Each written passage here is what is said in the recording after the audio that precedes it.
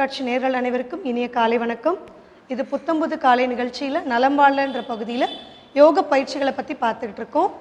இன்றைக்கும் அது மாதிரி ஒரு அட்வான்ஸ்டான ஒரு ஆசனத்தை தான் பார்க்க போகிறோம். ஷவாசனா ஓய்வில் இருக்காங்க.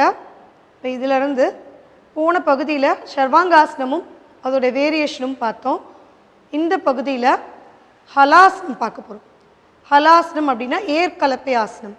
ஏர் உலகத்தில் அந்த ஏர் கலப்பை எப்படி இருக்குமோ அதை ஒற்ற நிலையில் உடல் பகுதியை வளைக்கிறதுனால இந்த ஆசனம் பேர் ஹலாசனம். மெதுவாக கால்களை ஒன்றா சேர்த்துக்கோங்க. கைகள் உடலை ஒட்டி வச்சுக்கோங்க.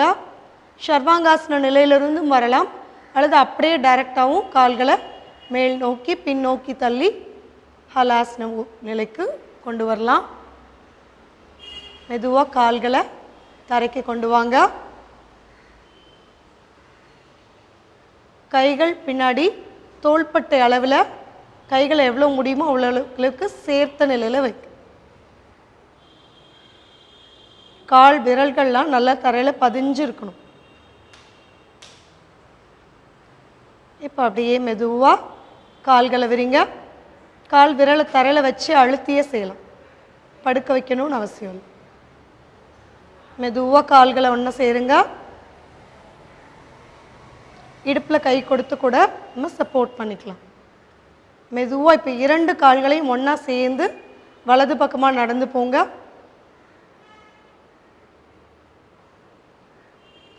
அப்படியே கால்களை மடக்கி உங்களுடைய முழங்கால் பகுதியை காது கிட்ட கொண்டு வாங்க. Very good. மறுபடியும் அப்படியே கால்களை நீட்டி நடந்து வாங்க. அதே மாதிரி இடது பக்கம்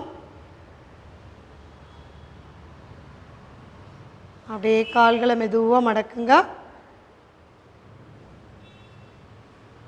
மறுபடியும் கால்களை நேராக கொண்டு வாங்க. கால்களை ஒரு அரை அடி மட்டும் விரிங்க. ஃபஸ்ட்டு பண்ண போகிறது சிவலிங்க ஆசனம். சிவலிங்கம் மாதிரி பார்க்குறதுக்கு உடல் அமைப்பு கொண்டு வரதுனால இந்த ஆசனம் பேர் சிவலிங்காசனம். கால் முழங்கால்களை மடக்கி காதுக்கு பக்கத்தில் கொண்டு வாங்க. கால் விரல்கள் படுத்த நிலையில் இருக்கட்டும். கைகள் தரைக்கு கொண்டு வந்துருங்க. வயிற்று பகுதியில் இருக்கக்கூடிய அத்தனை தசைகளும் இதில் வேலை பார்க்கும். கழுத்து பகுதியில் முழுமையான இரத்த ஓட்டம் கிடைக்கும். மூளைக்கு படுக்கூடிய அத்தனை நரம்புகளும் சுறுசுறுப்படையும் இந்த ஆசனத்தில்.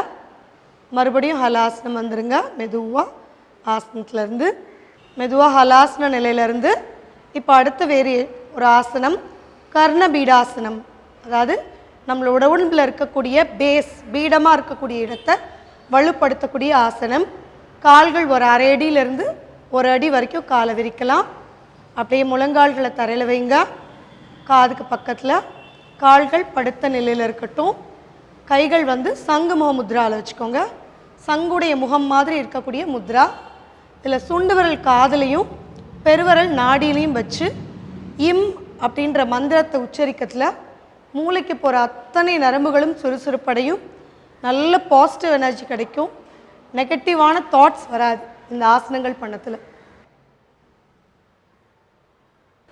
மெதுவாக மறுபடியும் ஹாலாசன நிலைக்கு மெதுவாக ஓய்வு நிலைக்கு வரலாம். ஷவாசனம்.